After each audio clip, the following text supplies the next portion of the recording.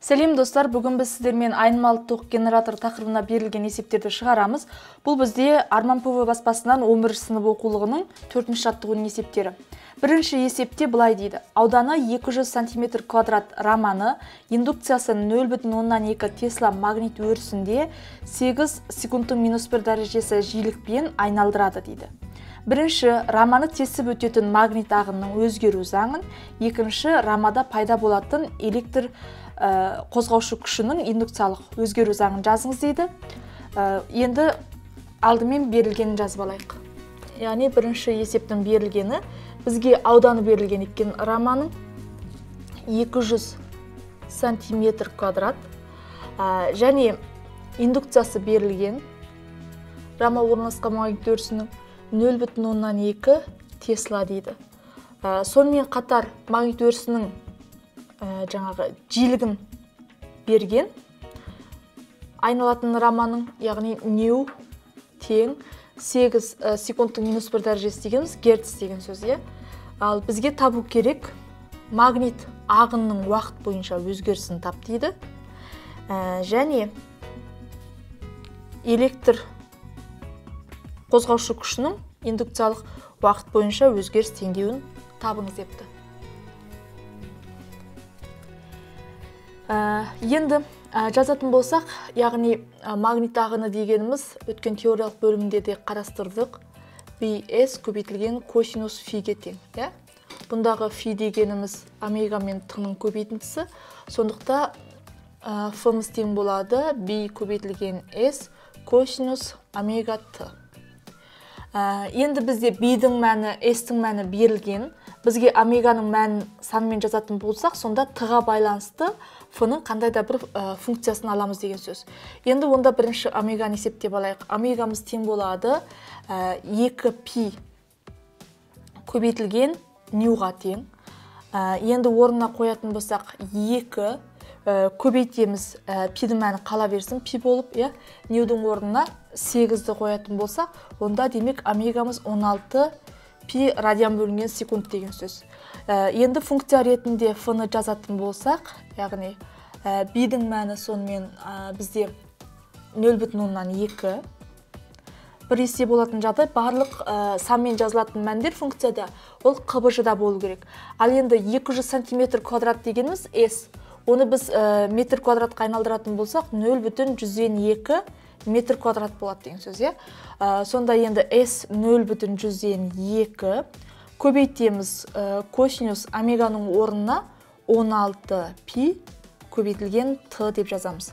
Сонда толық ықшамдап жазатын болсақ, ф-ның т-дан тәуелді теңдеуі ол 4 көбейтілген 10-ның -3 дәрежесі бұл жерде, көбейтілген косинус 16 пи т болады екен. Яғни, мынау осы заңмен магнит ағыны өзгеріп отырады деген сөз. Енді сәйкесінше жаңағы индукциялық электр қозғаушы күшінің теңдеуін жазатын болсақ, индукциялық электр қозғаушы күші бізде I бұл неге тең еді? Яғни Bs омега, ол яғни мынаның туындысы ғой, ф-ның. Демек B туындалсақ, Bs косинус омега т-дан туындалсақ, аргументінен омега шығады. Косинустың өзінің туындысы ол бізде тең болады минус синус омега т болады. Енді осыны орнына қойып сандық мәндермен жазатын болсақ, яғни эпсилон иіміз тең болады. Минусты жақшаны алдына шығарып жіберейік. Сонда b-дің орнына біз 0,2, s-тің орнына 0,102. Жаңа омеганы біз есептедік, мына жерде ол 16 пи. Көбейтеміз синус омеганың орнында 16 пи т болып деген сөз. Ал ықшамдап жазатын болсақ, мына жақ шетке жаза кетейін, яғни эпсилон иіміз тең болады. Сонда мында көбейтетін болсақ, минус 64 көбейген 10-ның -3 дәрежесі пиміз бар, синус 16 пи т болады екен. Яғни мынау индукциялық электр қозғаушы күшінің өзгеріс теңдеу уақыт бойынша. Яғни екінші есептің берілгенін қарастырайық ары қарай. График бойынша айнымалы электр қозғаушы күшінің амплитудалық мәнін, периодын, жиілігін анықтаңыз. Электр қозғаушы күшінің уақыт бойынша өзгеру заңын жазыңыз депті. Енді бұл жерде график былай беріліпті, яғни эпсилон электр қозғаушы күші уақыт бойынша өзгеру графигі берілген. Және графигіміз былай басталған бізде.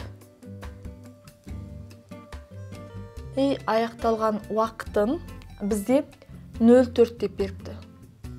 Яғни мына жерде өлшем бірлігі секунд, иә. Ал максималды мәнін электр қозғаушы күшінің 50 вольт деп беріпті. Ал минималды мәнін минус 50 вольт деп беріпті. Енді осы график бойынша бізге анықтау керек. Қазір жазып алайық. Электр қозғаушы күшінің амплитудалық мәні деген сөз, максималдысын анықта деген сөз, және периодты анықта депті. Сонымен қатар жиілігін анықта депті.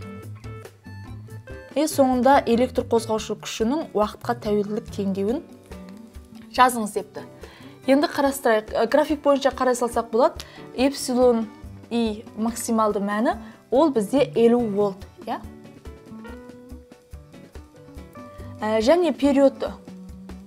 Периодты, яғни басталған нүктесінен қайта сол нүктеге келгенге дейінгі кеткен уақыт, ол бізде 0,4 секунд.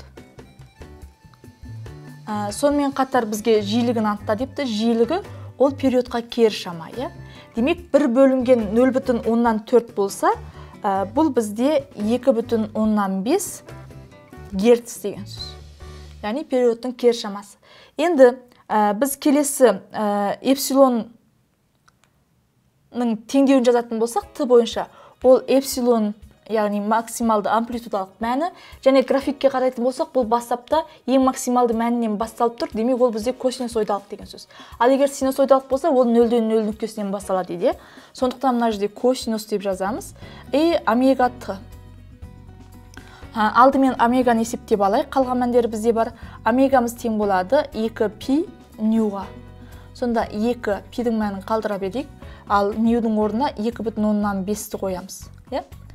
Сол кезде бізде тең болады 5 пиға. Енді теңдеуді толық жазатын болсақ, яғни эпсилон тымыз, ол бізде 50, эпсилон максималды мәні, және косинус омеганың орнына 5 пи көбейтілген тыны біз әр күйінше қалдырамыз. Өйткені соған тәуелді теңдеу жазып жатырмыз. Яғни теңдеуі осындай болады екен. Балалар, сіздерге екі есептінде шығарылу түсінікті болды деген ойдамын.